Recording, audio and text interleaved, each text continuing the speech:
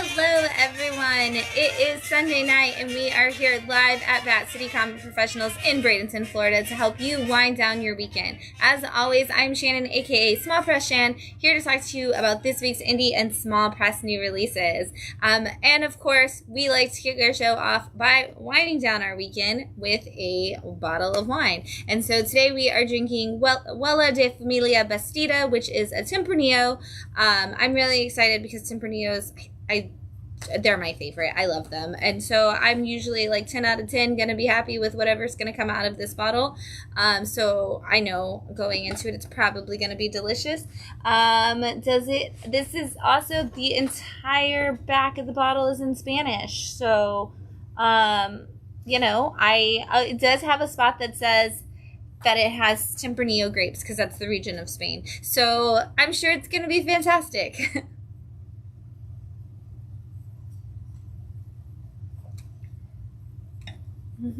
It is. I was right. It's wonderful. It's like perfectly spicy. Like it doesn't have a spicy like rough edge to it. It just actually has like a perfect like the spice is blended into the flavors. So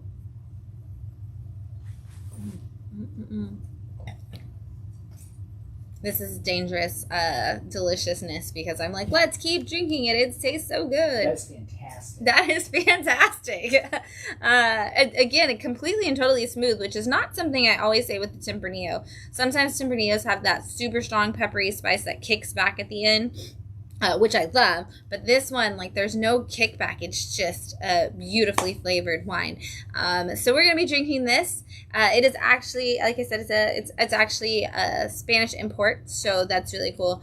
And this is what we're drinking all night. Whatever you are drinking, whether it's a bottle of wine or a fun lemonade or water or whatever you may be into, let us know. And while you're at it, let us know what comics you read this week that you're really loving. Even if they're not indie books, we'd love to hear what you enjoyed reading this week. But I'm going to talk about all the indie books.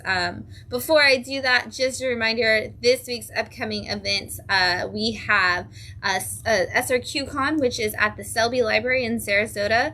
That is from 11 to 4 this Saturday. I'm really excited. Myself and Santiago will be out there with some awesome comics, manga, all kinds of goodies, and we will also be hosting a comic creation workshop while we're there. So come join us, and a ton of other really fun vendors and panels at the Selby Library in Sarasota.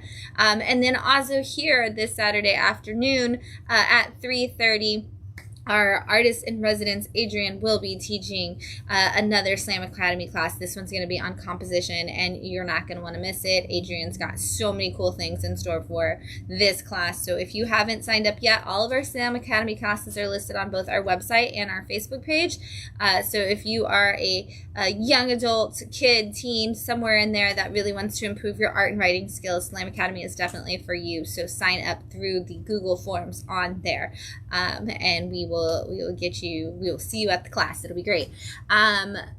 I think is that all that we have this week? I'm like, what else is going on? What day of the month is it? It's the beginning. I'll be at the Anna Maria Island Branch Library this Thursday, and I was gonna say come join me, but actually that class is already sold out. But you can always reach out to the Island Branch Library and see if there's any more spots for that comic creation workshop. But I believe it says it's sold out on their website. So just pretend I didn't say that.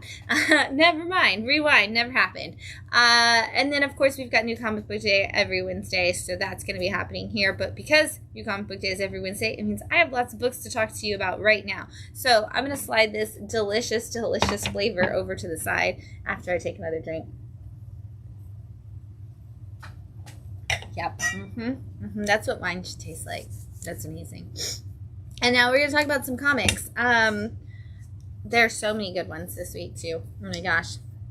All right, first up, we've got World Tree issue 10 from Image Comics, and this is, of course, one of James Tynion's newest ones going on. And this is kind of his cyber thriller, really. And if you haven't read any of World Tree yet, basically, some people discovered that there was a dark alternative to the internet.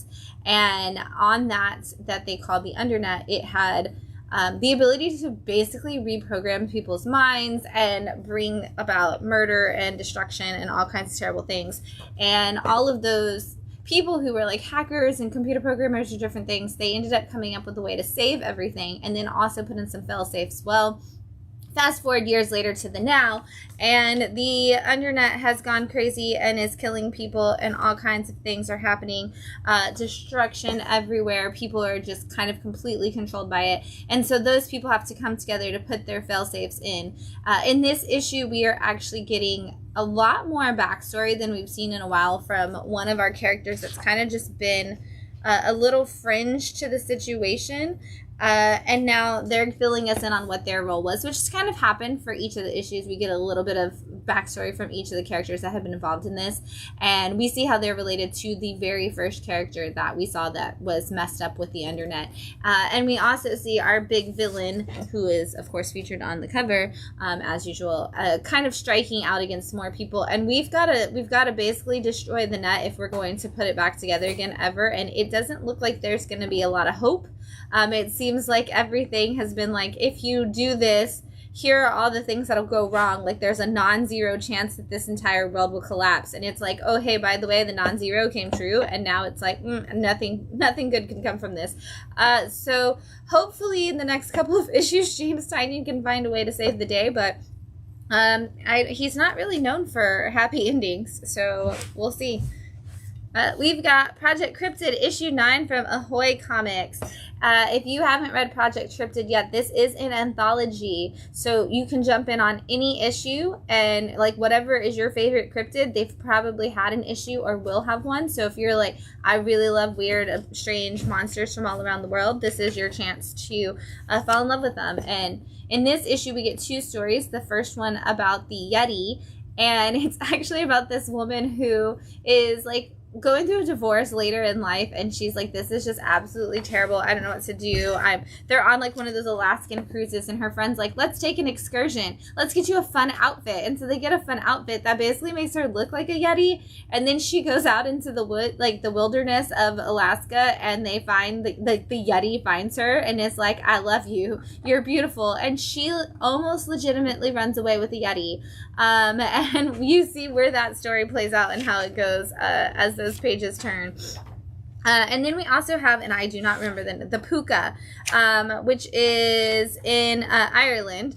And it is a giant like horse spirit that can basically change into different kinds of mythical beings and real ones, like just different animals. But it's essentially a goblin, and it's always actually kind of helpful. Like, it helps drunken people get home from the taverns, and usually good things happen. Well, we find out that when people make mythology about animal creatures and how they could be terrible, it's usually not really the spirit that is near as bad as the people that are in the story. And so, as always, humans are the worst, and you get to see that in this. But again, if you're a fan of cryptids and you want to just study bizarre creatures from around the world, this is a great book, because you're going to get a couple stories every time. And as always with all Ahoy books, you get a couple of prose stories in the back. So if you're somebody who's like, I really like short stories, you should grab an Ahoy book, because there's always usually like a 2 to 3 page or a couple of like short stories in each issue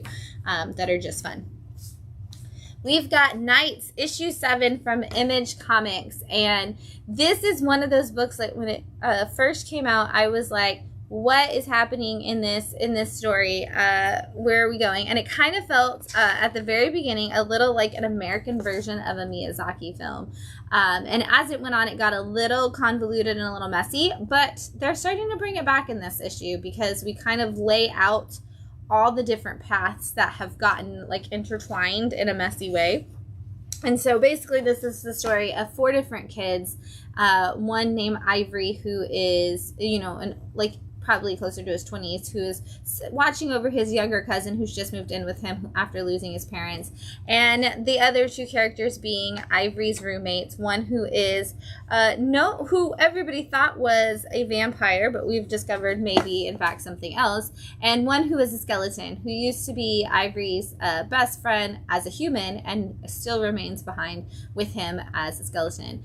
Like I said, they've kind of just had these like almost, like I said, Miyazaki-style relationships and interactions where it would be, oh, like, this is totally slice of life, and then suddenly, like, some supernatural, like, were creature is just walking through the room, and Gray being a vampire and, like, the town vampire. In this one, it does start to put things in order, and so we see how...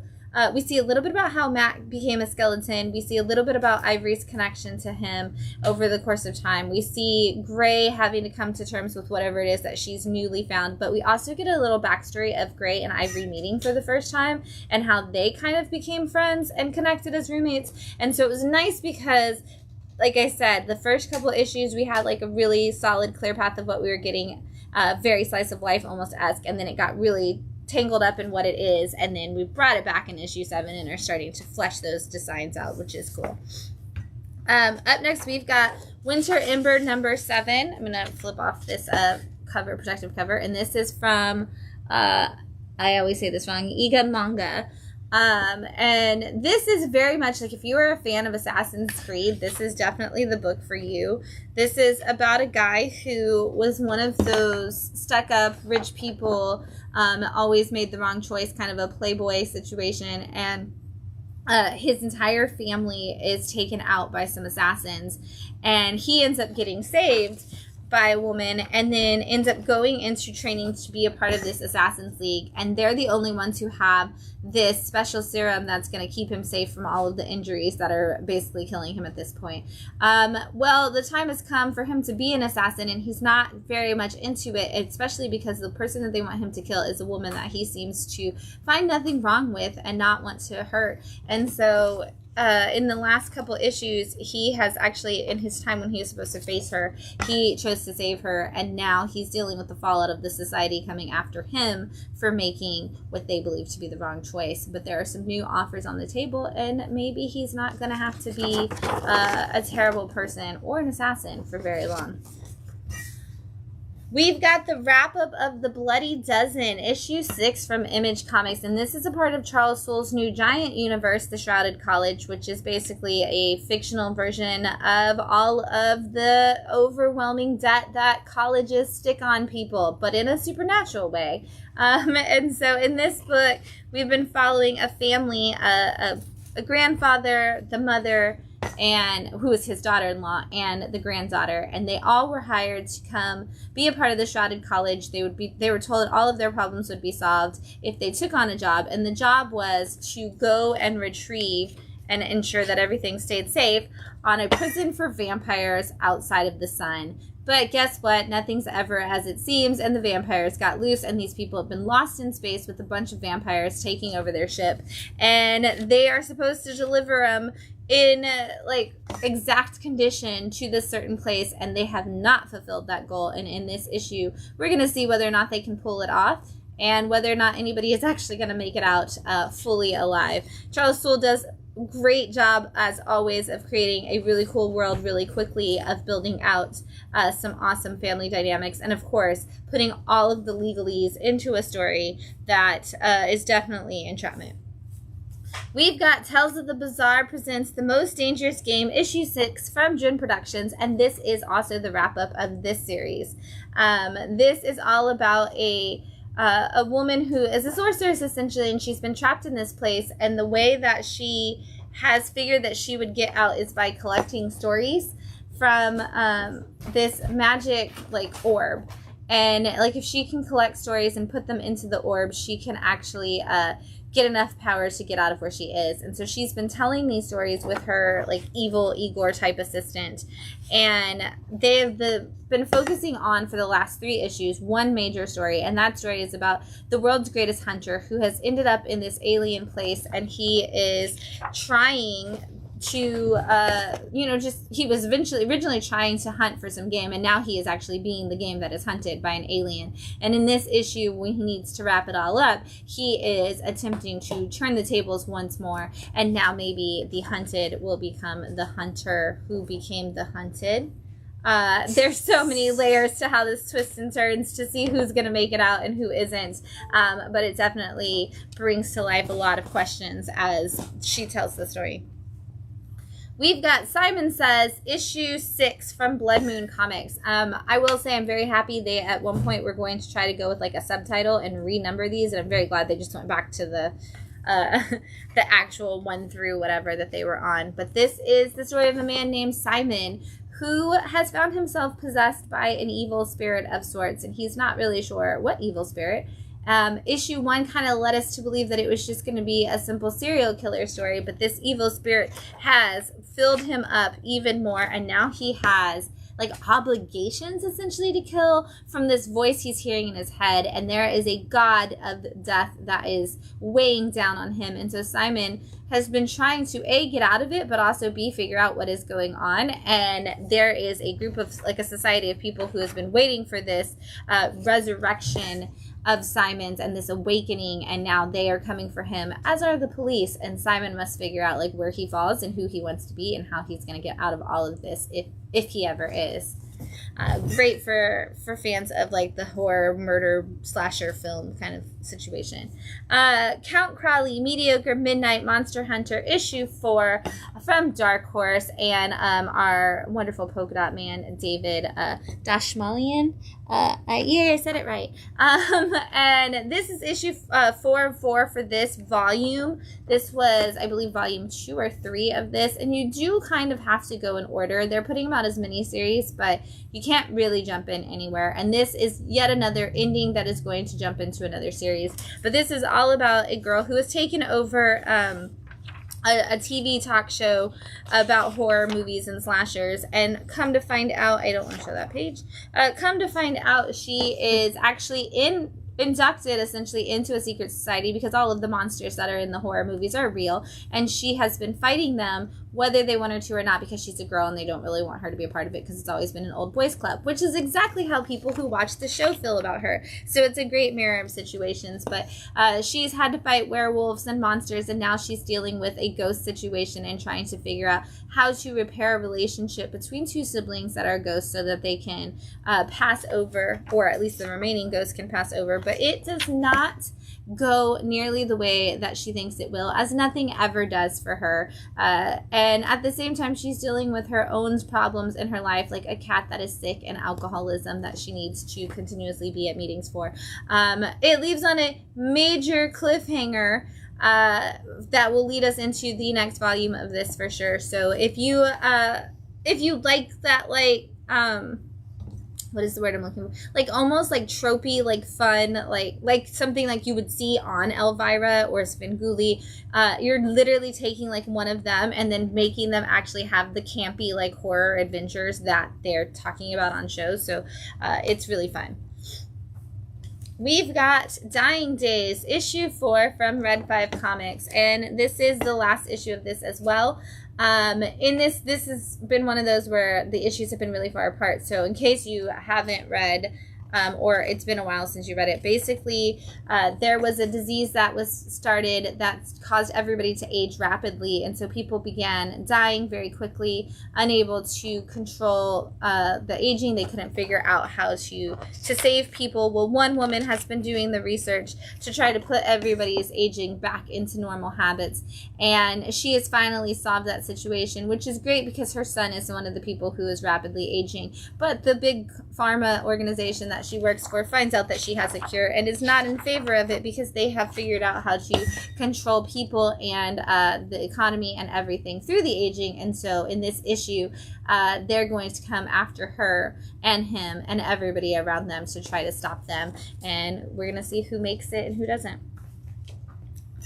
The Six Fingers, issue 4 from Image Comics. Now, this is a companion book to the right hand? The full hand. I was like, the left hand? The right hand? The one hand. 6 fingers. The one hand. It's the one hand. But this is a companion series to that, and this is the one that follows the serial killer's point of view in a murder investigation. And if you have not been reading them yet, they are fantastic. In this story, like I say, we follow the serial killer who finds himself a six-fingered man suddenly murdering people, unaware of it, really, but at the same time fully aware of it, not sure why he's doing it, though he has committed several murders that were originally a part of copycat almost to murders that had existed years and years before. And he's been trying to figure out why he's doing it and who he has to kill next. And he's kind of become awakened to his own acceptance of it in this issue, and is putting it back to like, I'm gonna just do this, and I have to keep going, and I have to figure out what all this means. Meanwhile, he is being investigated by a detective who has multiple times put someone away for this very thing. And so we are learning that this six-fingered man and this killing that is happening is all a part of a code for the universe, and something bigger than any of us have been prepared for. I do love it because the two books could be read completely separately, but if you are reading them, they almost overlap exactly. So you could call it like issues like 1 and 2 almost, because they are so close together. It's just like switching points of view between issues. I'm going to take another drink of this Vuela de Familia Bastida because it's delicious.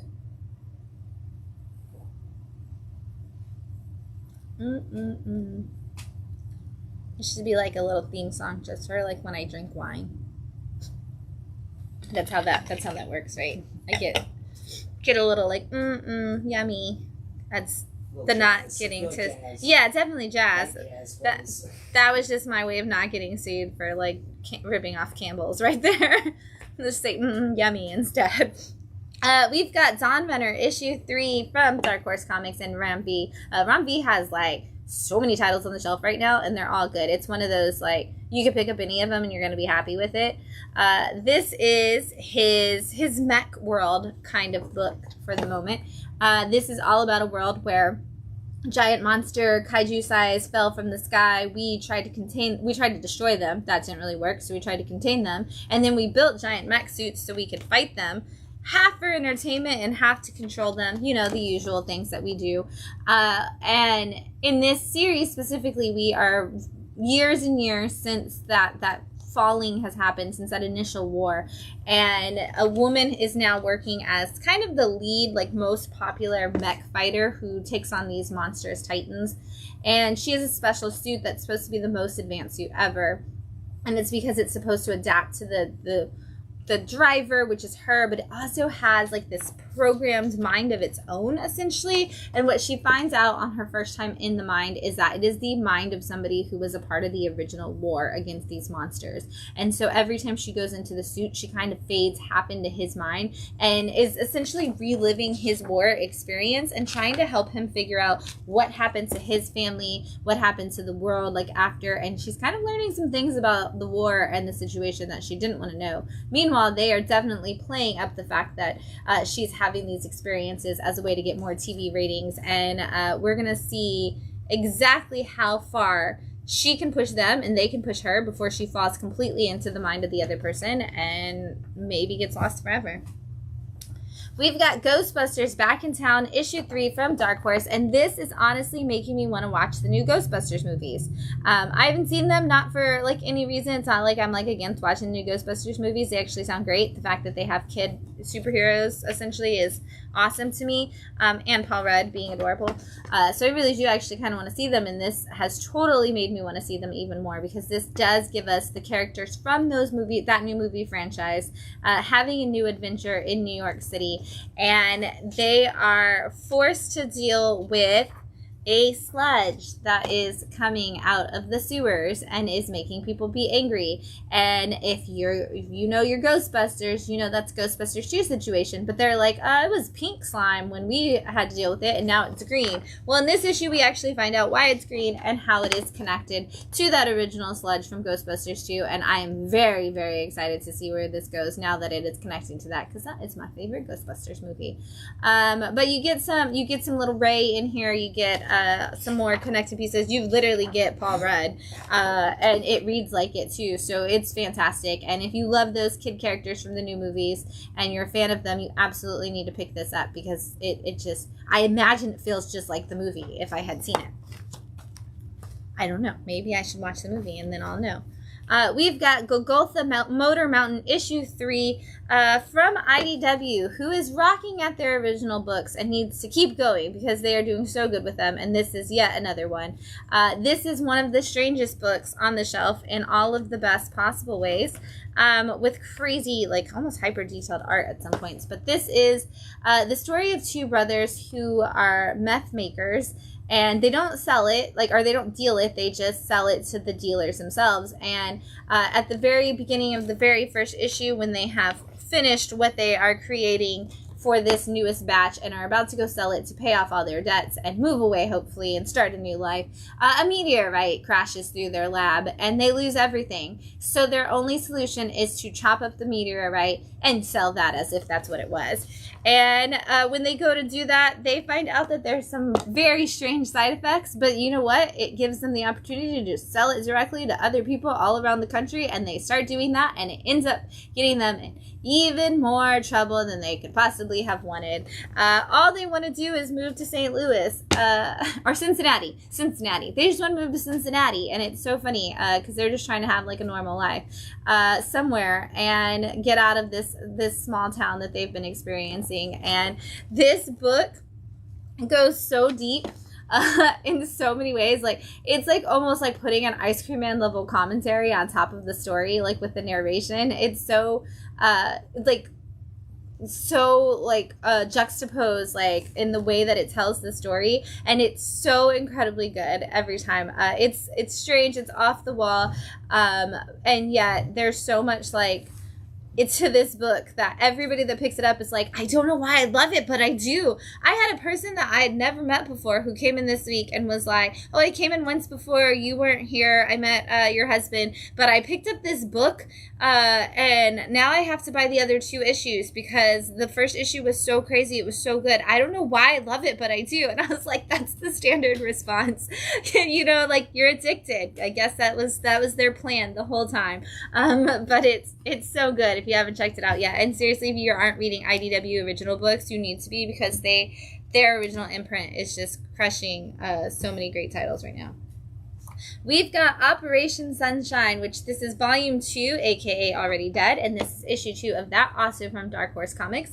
And this is about a world of vampires, and we are specifically following what are called bugs, which are people that were turned into vampires, not people who were original vampires, or the OGs, as they literally call them. And one of our OGs in this has come to some bugs in an attempt to destroy the other OGs and find a way to cure vampirism for all the people who don't want to be vampires. At least that's what he's petitioned this as. And so he's asked them for help. And now they have been planning their own, like, Ocean's 11 style heist, where, like, literally you got the shots in the last issue of them, like, trying to, like, figure out the tech and figure out the weapons and do all the stuff. But in this issue, we learned there has been some secret double crossing and more to what the operation really is.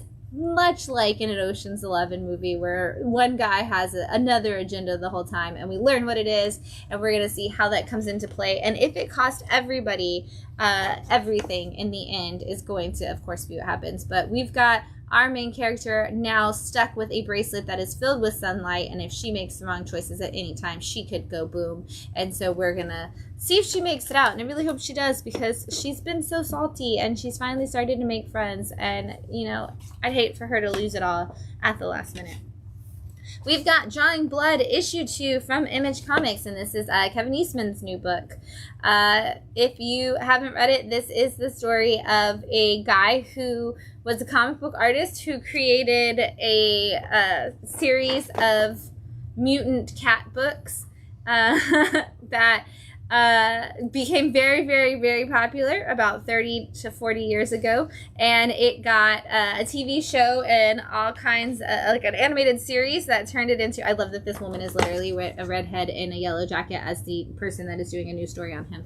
But he got really popular. His series sold, became an animated series after being something he started just in his garage with his best friend, who no longer speaks to him.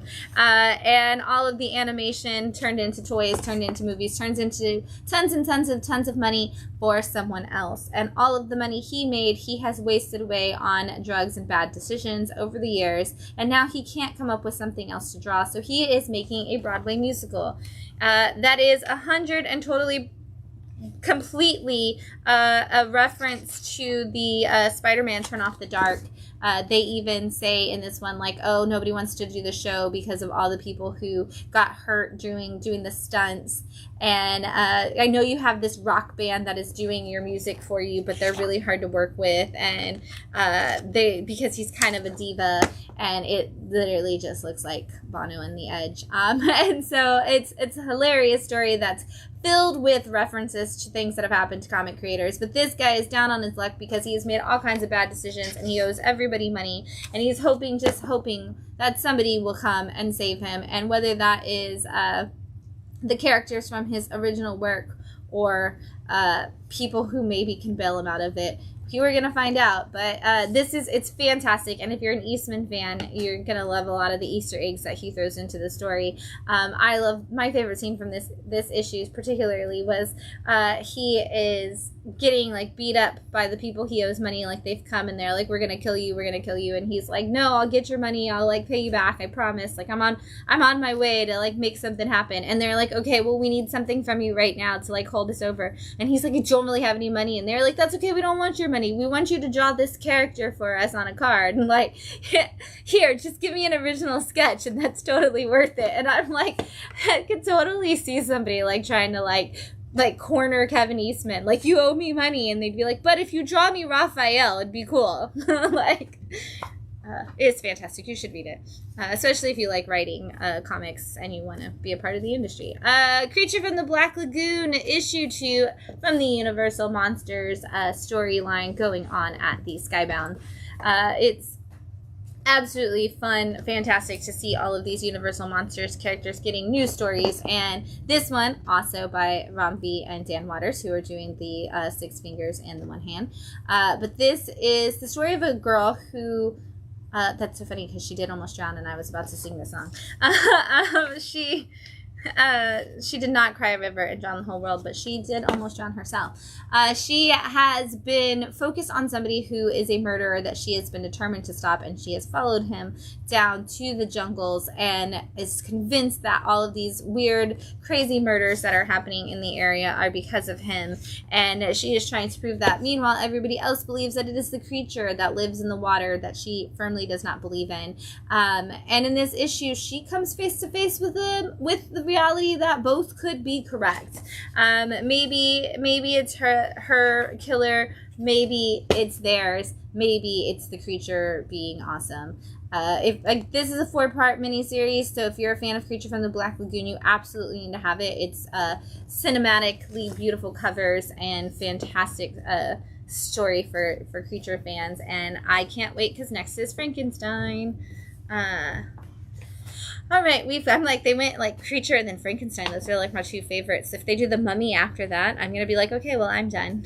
I want the Wolfman. I know you want the Wolfman. I would imagine Wolfman will come next so that they'll have Wolfman for the fall, like Halloween. I would imagine. That's what I would imagine. It's either that or the Mummy. It's either that or the Mummy. I mean, unless they're going to give us a Phantom of the Opera, which would be wicked, I would be so excited. I don't know who would do it. I can't.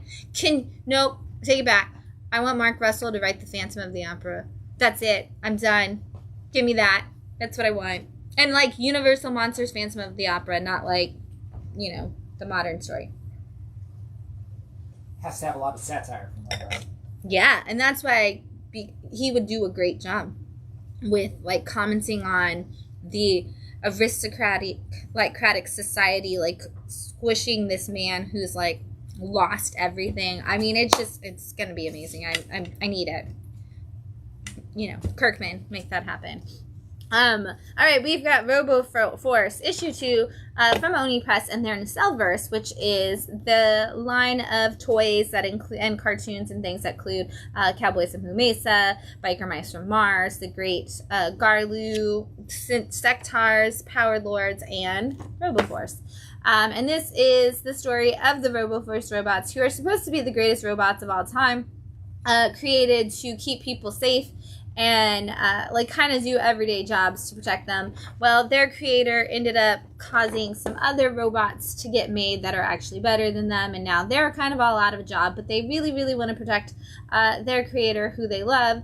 And so while they're all kind of figuring out their place in this world, they find out that somebody has stolen the creator's new invention and the chip that kind of controls all of these robots. And so they're like, we have to go in and we have to save the day. And so Max, our RoboForce leader, is trying to gather some resources so that he can take the people in and do it. And he makes some bad choices on who to trust in this issue, because some people just can't keep their temper in line, and he might end up going down and doing the time for other people's crimes in the RoboForce.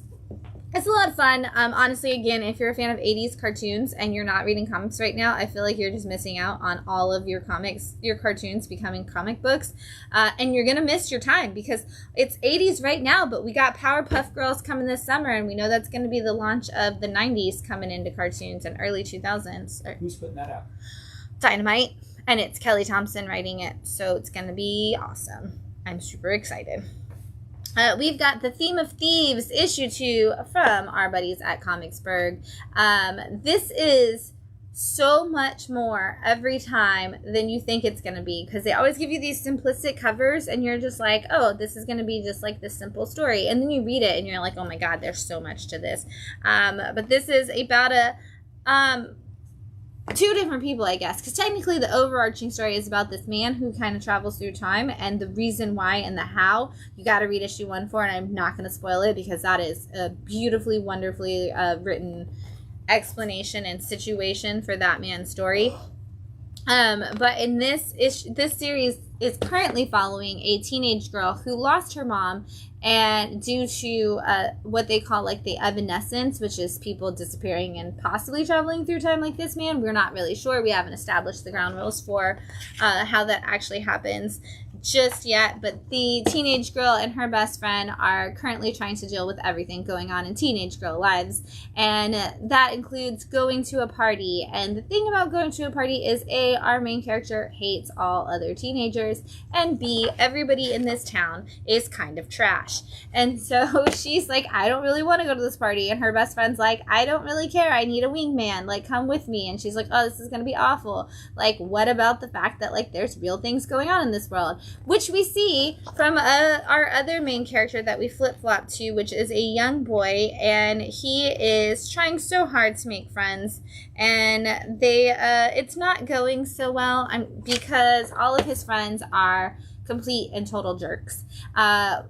In every possible way. Like, if there is something that you could hate and be offensive about, that's what all of these other boys do. And his dad doesn't like him either and is very abusive, and so he's having all kinds of problems. We're gonna see not only how these two stories connect for these teenagers, but also who is the mysterious man that is teleporting in and out that they're starting to see in their dreams and paint on walls and all kinds of stuff, where we're going to see what his connection is to the evanescence. We as readers have a little bit of an idea because we read issue 1, but seriously, our mystery man is also kind of seeing some problems where he's unable to control his time jumping, and that's going to be an issue for him. This is so well done. Absolutely pick it up. It's so good, and we got to see a lot of flashbacks with the girl's mom in this issue, which just put even more heart into it, and they have loaded this book with heart so far, so it's gonna break it. It's probably gonna break my heart at some point. I have a feeling. We've got Kalis, issue 2 from Silverline Comics.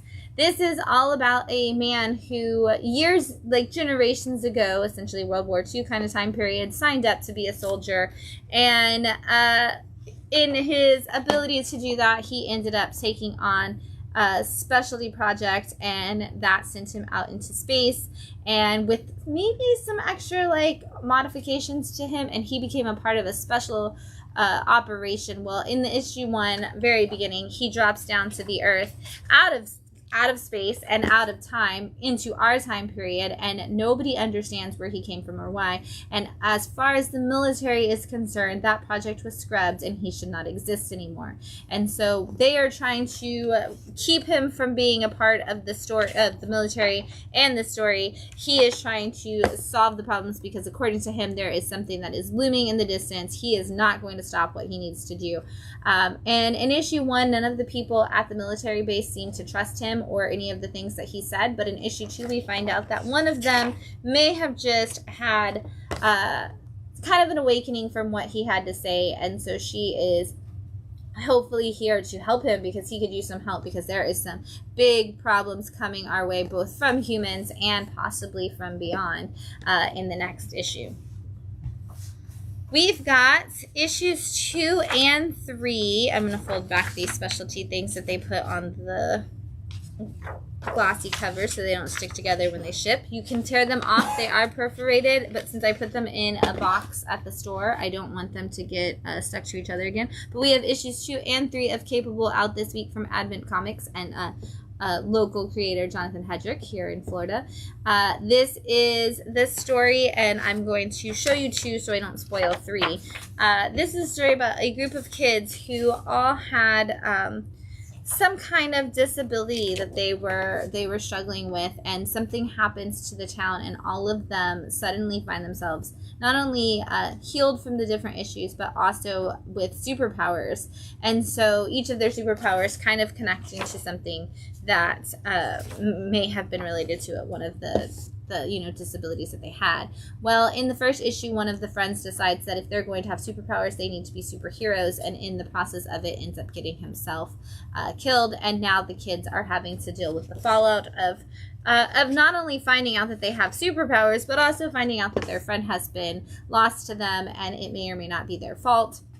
Or at least they feel that way, that superhero guilt. But also we are finding out that if good people get powers, it's usually very similar to very shortly after, I guess I should say, that bad guys also get powers. And so we are seeing our first big villain coming up in this issue, and also the start of who our ultimate villain is going to be, maybe coming from one of the other kids in the area. And so in issues 2 and 3, we actually get to see a little bit of what it would be like just to fight a regular villain, and then kind of approaching our own and approaching the internal struggle, which I really like to see of suddenly having powers. What does that mean for you, and how does maybe mess up your entire life? I do love the juxtaposition of the good people not always wanting to necessarily have to be a superhero just because they have powers. We've got Love Me, a romance story, issue 2 from Mad Cave Comics. This was it is such a cute series, and such a incredible art from Stefano Cardicelli, who is just an absolutely stunning artist. This is about a robot who is a taxi driver in a city that is in the future that absolutely hates robots. And he just seems to try to stay positive as much as possible, living alone with his cat, who talks, who is his best friend. And at least the cat talks to us, I should say. And in issue 1, he meets a woman while he's taking for a ride in his taxi cab, and he thinks that she is the most beautiful, wonderful woman and wants to like her and date her. And she actually ends up asking him out, only for him to show up for the date and her not to be there. And he doesn't want to let go. So in this issue, it kind of starts out with him being very depressed about the fact that he thought he had met somebody who was there for him. And what he finds out is that this woman has been tied to the crime family in town, and her disappearance may not be by choice. And so he is going to fight to figure out where she is and how to save her, whether it's the last thing he does or not. And it is so cute. I just love him so much. And also, who doesn't need a cat best friend? If you don't have a cat best friend, I'm sorry, you should get one. I'm gonna take another drink of this wine.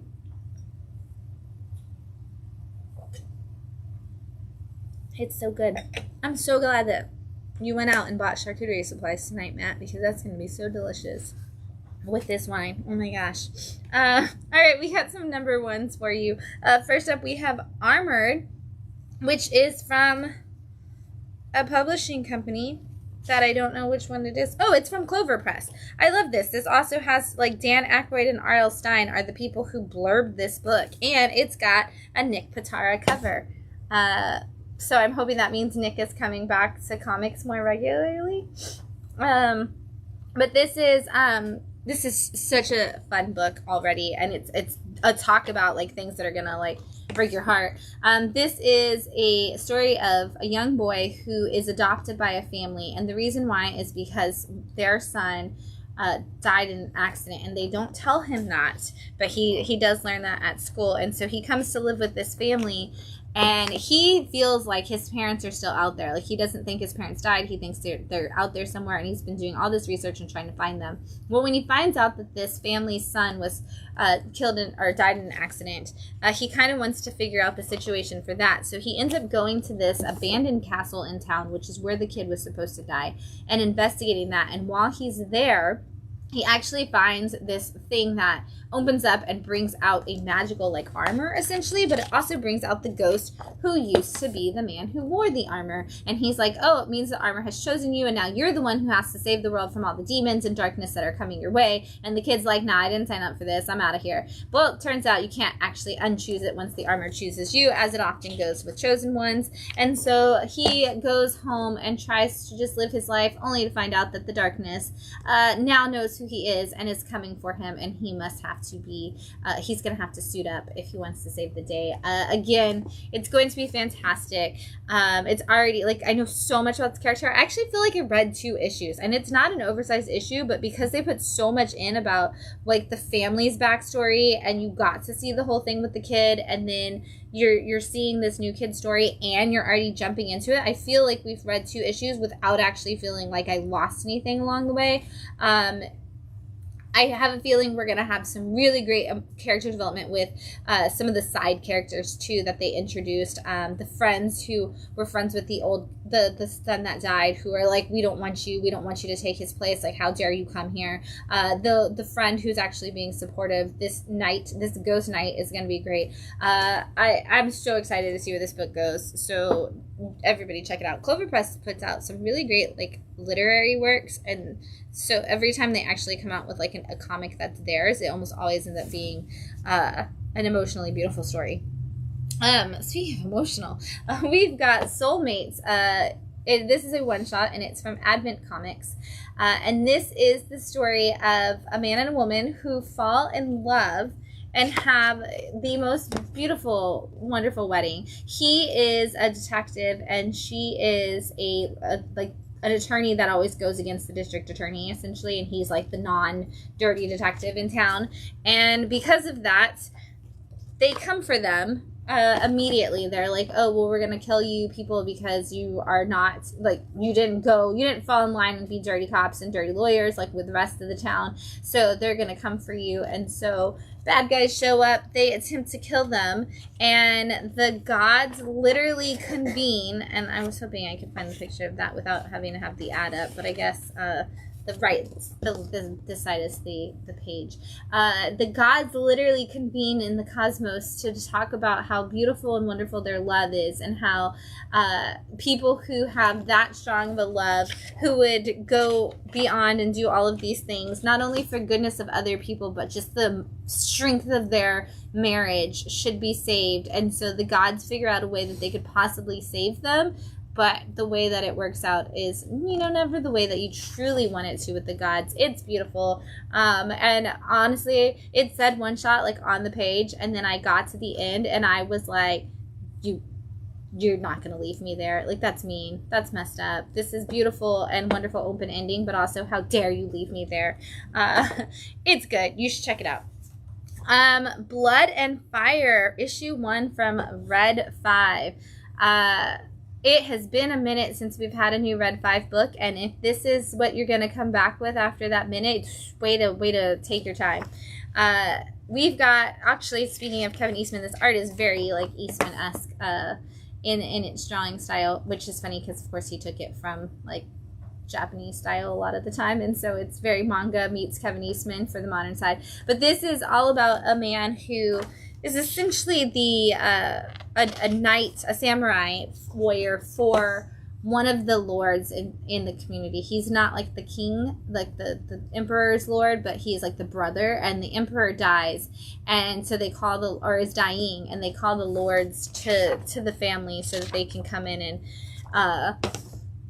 reconvene and see what's going to happen and who's going to take over and everything. And it kind of ends up being almost like an ambush, but not really, on all these people. And so this samurai warrior must begin his fight to protect his lord, but also for him, more than anything, to get back to his family, because that's all he wants to do is to return to his wife and child, no matter what. And we are going to get an absolutely beautiful story that follows this journey. This was so good. I can't wait to see where this goes. And the art is amazing. The story is beautiful. It's going to be so good. Check it out, Blood and Fire. I had so many people who actually like pre-ordered that book. And I was just happy to see that there was like multiple pre-orders for the Red 5 book that hadn't been out in a minute, like having one out from them in a while. So that was awesome. We've got The First Americans, and this is issue 1, The Bering Strait, from Critical Entertainment. And this has a blurb at the very beginning that kind of tells you the history of people coming across the Bering Strait, and like what I'm going to pull up. Like, it has like the information about like why they came across the Bering Strait and how long like that land bridge existed. And just gives you all the background story you need to know for that. And then we don't get any more words. There's 3 words in the whole book after that are like, we go east. And it follows essentially one family group who are having to deal with all of the problems of like, okay, we need to eat, the mammoths are moving, we need to try to keep up with the mammoths or we're going to starve. They're dealing with saber-toothed tigers, and they're dealing with other tribes coming in and attacking them.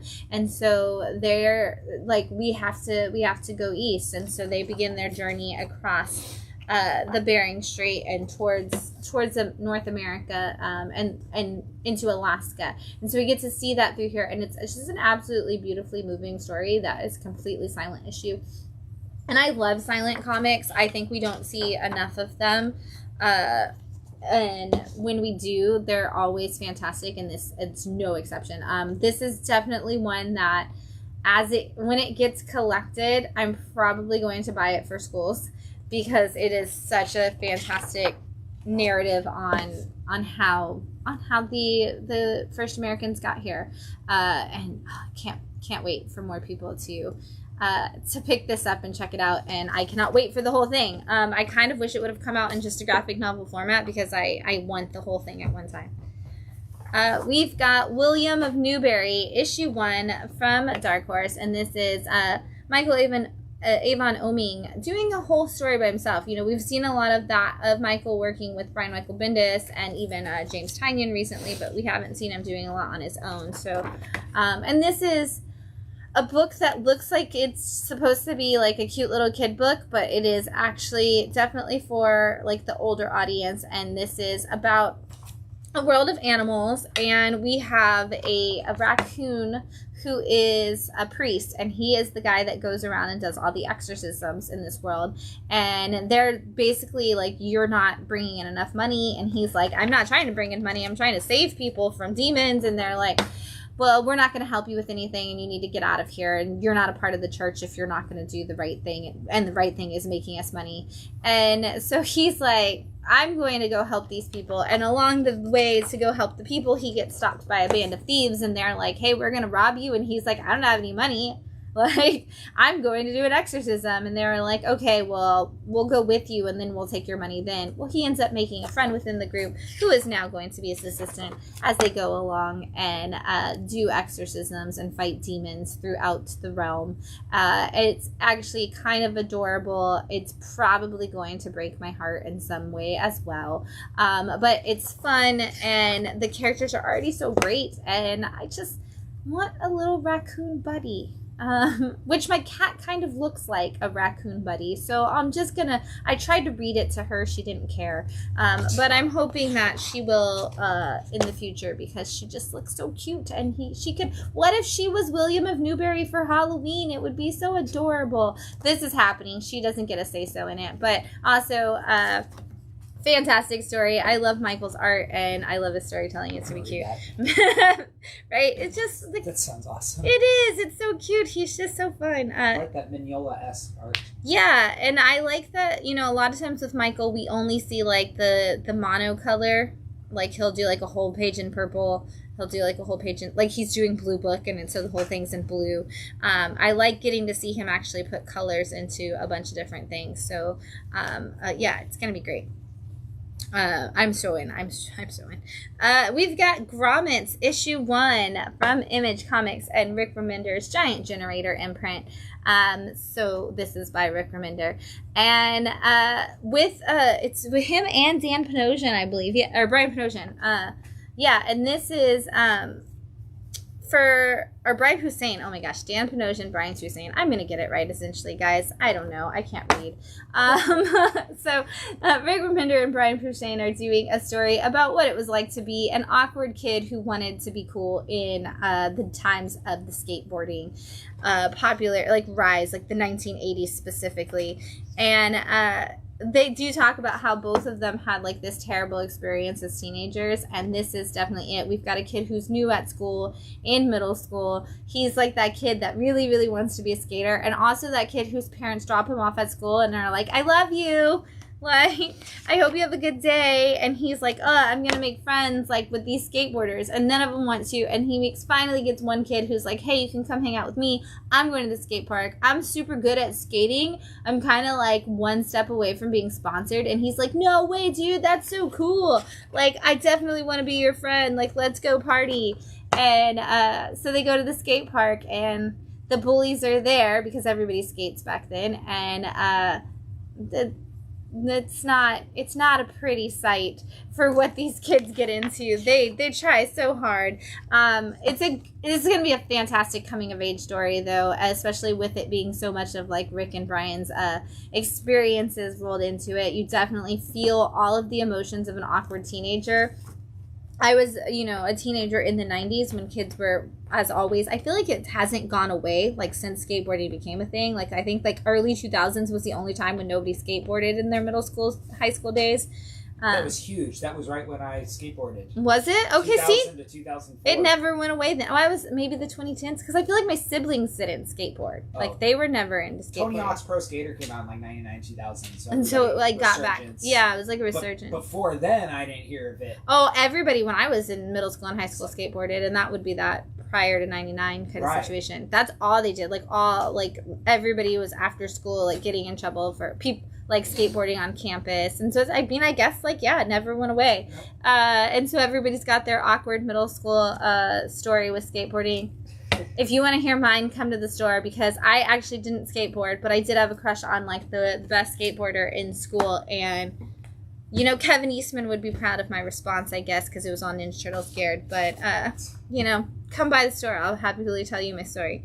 Up next, we've got Fire in the Madhouse from Blood Moon Comics. This is issue 1. We've got another story that Matt's probably going to grab from my hands after I explain it. But we've have this girl who essentially can predict the future, and she starts predicting that essentially there's going to be these like mass assassinations going on, and everybody's like, oh no, this is it, this is the moment like we've been afraid of. And so it's like, hey, we've got to put everybody, an apocalypse is coming, we've got to get all of the people who are important in the world into the secret submarine that we're going to take everybody to. And there's like a conversation between this guy who is like one of the people who's getting into the submarine and his assistant, and he's basically like, wow, you've been amazing, you've been an incredible assistant, like I'm just, I wish you the best for you and your family. And he's like, I mean, if you really wish us the best, like you'd take us with you. And he's like, not that best, like you're not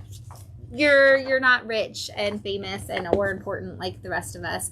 And so basically they take all of the oligarchs from around the world, gather them into a secret military base, and board them onto a Titanic-sized submarine so that they can keep them all safe while the rest of the world basically just gets destroyed in the aftermath. And they're like, well, it's not our problem because we don't care. And guess what? It sounds like it's gonna be their problem because they ain't gonna get away as easily as they thought. And I cannot wait to see how this plays out. It's so good. The art is so detailed too. I always tell people, like, don't sleep on Blood Moon, because there's always like this Blood Moon book that comes out of nowhere where you're like, where did this come from? Like, how did I not know this is happening? This is going to be that book. This is going to be the one from Blood Moon, like this quarter, where everybody like is like, what's good right now? And I'm going to keep being like, have you read Fire in the Madhouse? Like, it was so good, you know. Like, I just had Talks was the one that I was like recently obsessed with, where I was like, have you not read this? This is definitely going to be the one right now. You're going to want to read it because it's going to have a lot of like classism and apocalyptic situation and maybe, you know, some eating of the rich kind of mentality. And we're going to see how that plays out, and I can't wait. I've got a couple picks of the week for you this week. Two of which are books that are ending, and two of which are books that are ending. I'm not very happy to see them go, but I am very happy with how they ended. And so the first one is Once Upon a Time at the End of the World. This is issue 15 from Boom Studios and Jason Aaron. And oh my God, Jason Aaron. We always talk about like whether or not people like break your heart when they end a book or whatever. Jason Aaron always breaks my heart when he ends stuff.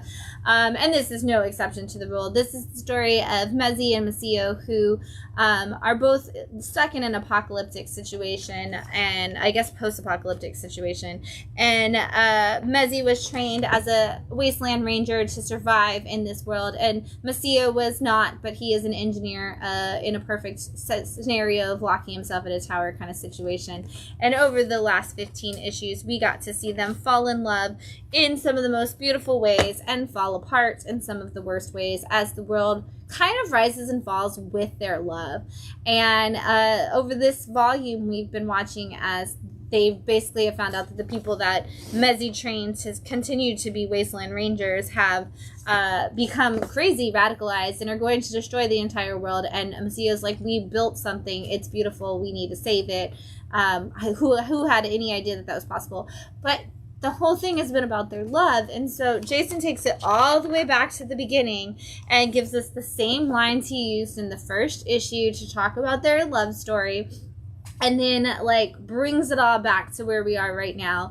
And the way he wraps up their battles, the way he wraps up them as characters, the way he wraps up their romance, so good. I don't know why this isn't on the Eisner list for like ongoing series. Like, I don't know.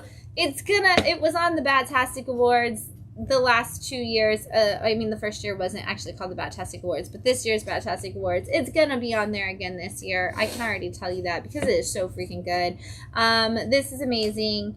Thank you for sharing this story with us, Jason Aaron. I feel like you honored us by giving us this story because it was so good, and I kind of just want to read the whole thing all over again. It was that good. And I love when a story is that good, even though I hate when it ends. We've got Pine and Merrimack, issue 5 from Boom Studios, which is also coming to an end. It is coming to an end, but it has a perfectly open ending. And I love you, hate you, Kyle Starks, for how good you did that, because when I teach class on, when I get to the class on teaching endings and I teach open endings, this will be the book that I use because you nailed it in the worst wonderful way possible. But if you don't know Pine and Merrimack, it is about a man and a woman. She was a detective, he was a boxer. She had lost her sister in a homicide, and she realized she couldn't do be a detective anymore, at least a police officer. She could be a homicide detective. So she opens her own PI agency with her husband, where in the small town that she's from, where they only take like crimes of passion and people being like, oh, I think my wife is cheating on me, or my husband is like needs, into something weird. Can you investigate? And at the very beginning of issue 1, they are approached by somebody who wants them to look into their missing daughter, only to find out that there is a very dangerous cult situation going on with all of the important people in town who are doing some very bad things, and they get wrapped up in that, and some stuff happens along the way that is very traumatizingly sad for both characters, and incredibly good in Kyle Stark's writing. And we are at that moment where we need to wrap it all up in this issue, and I am not going to tell you anything about how he does that, because you need to read it. This is definitely one that if you didn't read it, and you can wait for trade, sure, wait for trade. If you can't, go out there and grab the 5 issues right now, because I honestly don't think you should wait. I think you should all have to have all of the cliffhanger stress that Kyle Starks gave the rest of us who read it issue by issue. So you should all have to go out and get single issues of it. But if you didn't, you could definitely wait for the trade, because I promise you, even when you get to the end, Kyle Starks is going to leave you wanting more that you can't have. All right, and lastly, don't get mad at me for talking about it, Beth, because I know you haven't finished it, but we have Death Ratioed, a one-shot from AWA and the great and powerful Mark Russell. Yes, I'm going to just refer to him as the Wizard of Oz from now on. Who also isn't nominated. Who also isn't nominated for an Eisner. Poor, Mark Russell. It's okay. I love you. You're my favorite. He's my favorite. He's my favorite comic book writer right now. I love him. Yeah, and that's totally a thing. The Eisners are all about submissions, and it's so complicated, and I would totally want to see how this happens. But someday I'm going to I want to figure out the whole process and be in the room when it happens, because there's so many good books that come out after doing the Batastic Awards. I can honestly say it's incredibly hard to choose who winners are. But this is the story of a man who wakes up in the future in a hospital in a coma, and he immediately, and I have to tell you exactly what he says, essentially, because he wakes up in the coma and they're like, hey, you've been out for 30 years. And he's like, oh my God, how am I going to pay this hospital bill? And they're like, oh, don't worry about it. It's taken care of. And he was like, by the government? And they're like, what government? We don't know what a government is. Everything's covered by social media. And so essentially, this is the story of a world where social media controls everything. You have a certain amount of likes or dislikes, and if you get disliked enough times, you die. And he gets essentially a shock collar put on him immediately upon his awakening. And they're like, oh, by the way, this is how it's controlled. So every time somebody dislikes something, you're going to feel a shock until you get to the end, and then your head just blows up. And so he has to go out and live in this world and figure out how to survive. He's also informed that the woman he loved was a revolutionary, and she didn't make it out of the war because there was a social media war, and she didn't make it, and now he's very sad to figure that out. And then he has to figure out how to survive in this world, and ends up connecting with some people from his past and figuring out how people are trying to survive in this very dangerous, deadly world, because let's be honest, if there was a dislike button on social media, people would use that more than they use anything else, and it gets crazy and wild, and it's so incredibly good. If you haven't read it yet, grab it, read it. It's one issue. It's not even that far oversized. It's it is oversized because it's a one shot, but it's not crazy. It's dark, it's comedy, it's Mark Russell. He's amazing. You need to read everything that the man's name is on. If his name is on it, just buy it. I'm just gonna say that. If Mark Russell's name is on a book, you should just buy it. And that's big 2 indie, it doesn't matter. He wrote the Flintstones for DC, and it was phenomenal. He's writing Batman Dark Age. It's one of Matt's favorite books. He's about to write one of the X titles coming up this summer. You should just go ahead and subscribe at your LCS right now, because when Mark Russell writes a book, it's amazing. And speaking of books and all the wonderful, incredible things that are coming out, we've got a whole bunch of other books in stock this week. We have Torpedo 1972 from Ablaze. This is issue 3. Yes, issue 3. I only didn't talk about this book because it is very, very mature and a lot of trigger warnings. So I don't want to talk about it on the live stream. But if you're want to see like an aging criminal man who is an old man, grumpy and crotchety and out of time in more ways than one, you should read it. But also, again, all of the trigger warnings. We've got Detective Comics 1085, and this is the AAPI celebration cover, which is awesome. We've got Batman Dark Age issue 3, as I said, from the great and powerful Mark Russell. I'm only referring to him as that from now on. Batman Brave and the Bold issue 13. We have Doctor Strange issue 15, and this is a part of your Blood Hunt ongoing event right now at Marvel. And if you don't know, for those of you who don't know, usually, and there's not one. Okay, never mind. As I say, usually there's a checklist in the back. Maybe it's in the front this time. I don't see your Blood Hunt checklist, but it is in the main Blood Hunt title, so make sure you got that. Harley Quinn issue 40 out this week, and if you didn't know, Harley Quinn got her original costume back this week in the comics, so she is going to be in that costume going forward for who knows how long. I know at least through what I ordered today, so at least for the next 3 weeks. We've got the Flash issue 9. We've got Jackpot and Black Cat issue 3. And if you saw Santiago Saturday, you know that our volunteer Santiago thinks that this is the best Marvel book on the shelf right now. So you got to check it out. We've got Star Wars Darth Maul Black, White, and Red issue 2. I've heard these are fantastic. This one with Peach Momoko in it, right? You said there's Peach Momoko story. Peach Momoko story. Oh my gosh. Darth Maul is actually like the character that it's not the Peach Momoko. Darth Maul is definitely a character who needs a black, white, and red because he is actually all those colors, and so it stands out like perfectly well.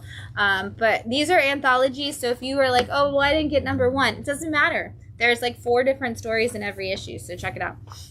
Spider-Boy issue 7. We've got we're gonna save that for a second. Scarlet Witch and Quicksilver issue 4, and this is leading us back to the new Scarlet Witch series. So Steve Orlando had a Scarlet Witch miniseries that was just Scarlet Witch. Then it went into Steve Orlando's miniseries of Scarlet Witch and Quicksilver, and now we are going back to Steve Orlando writing Scarlet Witch. We've got Red Sonja issue 11. We've got Power Girl issue 9 and Penguin issue 10. We've got Homeland issue 0 from Advent Comic, which is a new superhero universe, which I think has actually already released, and I think we talked about on the live stream previously. Dune House Corino issue 3. The Expanse Dragon Tooth. This is issue 12 of 12, and these I believe are actually, I was looking this up the other day for a customer, and I think that the trade paperbacks are already out, and then they did a release of them as single issues too. We've got Avatar Frontiers of Pandora issue 4 of 6, so if you are a fan of the Avatar universe, the blue people, not the Last Airbender, you should check this out. Also, they have a William Newberry ad on the back, and it's literally called Usagi Yojimbo meets Hellboy as the tagline, and so now I'm like, I feel like I should have showed it to Matt sooner. Hellverine is out this week, and this is essentially your Ghost Rider meets Wolverine kind of thing, Wolverine in Hell situation, and there is this foil that is really cool. Nice. Also, we've got I'm saving those for last. I don't know. There's 2 more single issues. I'm going to talk about them last. We got some trade paperbacks in stock. We've got The Nasty. This is the full story from Vault Comics, all about a group of kids who are trying to save their local video store, which is all horror movies, and the way they do it is by creating the ultimate video nasty or horror movie that needs to be watched, and by bringing to life the imaginary friend of a kid who is kind of obsessed with a Jason situation. We've got Eden Frost. This is from Mad Cave. This is also the complete story. This is a story of 2 teenage siblings who have the power of the golem during the Russian Civil War and are trying to find a way to safely get across the snowy tundra. We've got Attaboy. This is this is from Mad Cave as well, and I'm really excited about this. I haven't read it yet, but this is an action-adventure comic disguised as an instruction manual for a video game that may or may not have ever existed. And it just sounds so freaking cool, and then look at the art. I'm so excited about this. I know our friends at Kamikaze up in Massachusetts had a signing for this, and they've been talking about it all week long, and I'm like, gosh, I have to read this book now.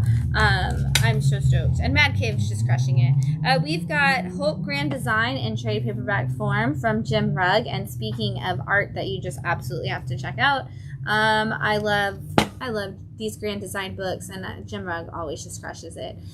So if you didn't get this is, you got to. If you're a Hulk fan especially.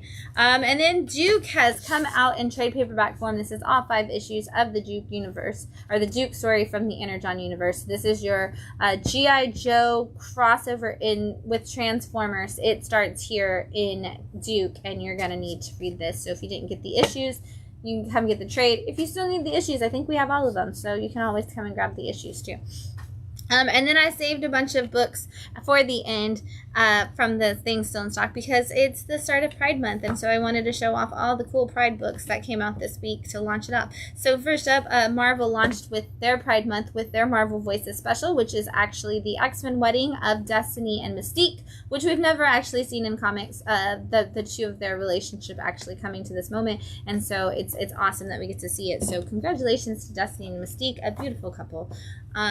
And then DC had their annual Pride Anthology, which is fantastic as always, featuring characters and creators who are on a part of the LGBTQIA umbrella, and I'm so excited. There's always incredibly great stories. There's great covers.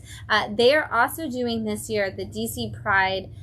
We have a hardcover from all of like the best of their Pride stories that's out this year, and they're doing a DC Pride Uncovered issue, which is all like one of their collected editions of all the best covers, and it features that Jen Bartel, Harley Quinn, and Ivy cover from a couple years ago. I think it was 2 years ago. It features that in foil format, so we will have a ton of those, and you are not going to want to miss it. And then lastly, we have Cyrano, which is I like to say it's Moon Knight meets Sailor Moon, but this is from CEX, and this is a great, wonderful story about a new superhero. It's issues 1 through 3. It's the whole thing. It's absolutely beautiful.